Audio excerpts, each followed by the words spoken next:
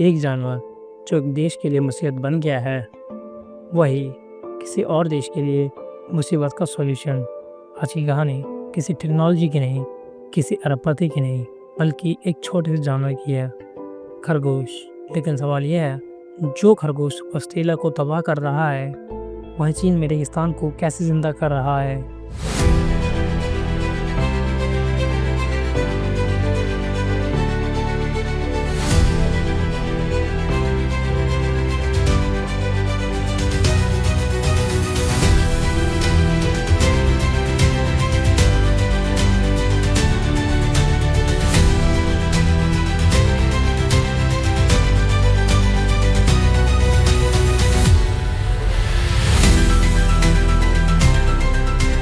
Australia में लगभग 2 करोड़ 27 लाख इंसान रहते हैं, लेकिन वहाँ खरगोश हैं 20 करोड़ से ज़्यादा, यानी इंसान से 10 गुना ज़्यादा।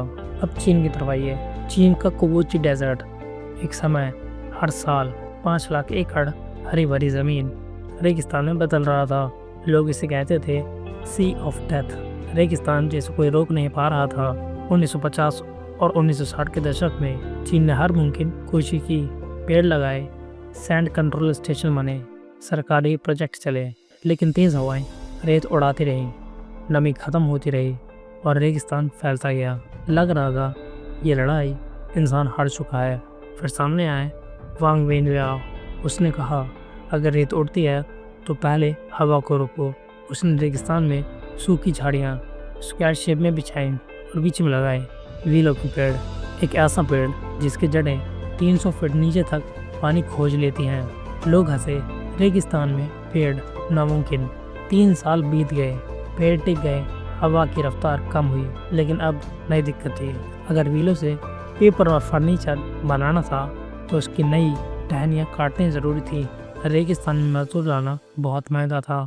यहीं पर कहानी ख़त्म भी हो सकती थी, लेकिन वांग ने इंसानों की जगह रेक्स रैबिट्स को चुना, एक खास नस्ल जिनका फर बेहद मुलायम और महंगा होता है। लेकिन असली जादू ये था, ये खरगोश व्हीलों की नई टहनियाँ खाते थे। टहनियाँ कंडी, पेड़ का तना मोटा हुआ, पेपर इंडस्ट्री ने महंगा दाम दिए, खरगोशों ने खाना भी खाया और बिजनेस भी चलाया। अब असली कमाल शुरू हुआ। रेक्स रैबिट्स का गोबर नेचुरल खाद बन गया। जितने ज़्यादा खरगोश उतनी ज़्यादा उपजाऊ ज़मीन। और एक चौंकाने वाली बात, ये घास खाते हैं, लेकिन घास के बीज नहीं खाते।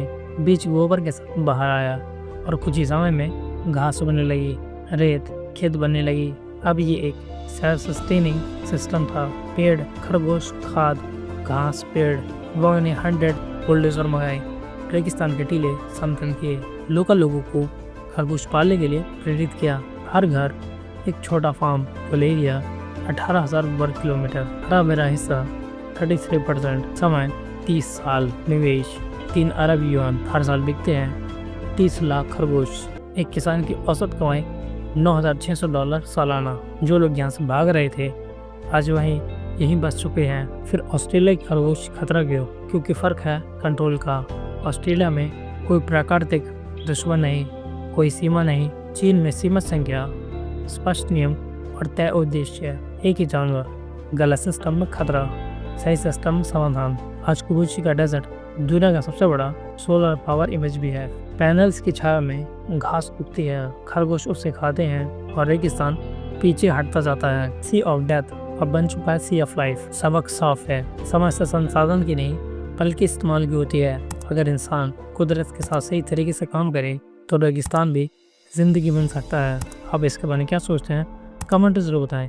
हम तो यार मेरे ज़्यादा सब्सक्राइबर तो नहीं है, बट अगर आपको 1% वीडियो अच्छा लगे तो प्लीज़ यार सपोर्ट ज़रूर करना।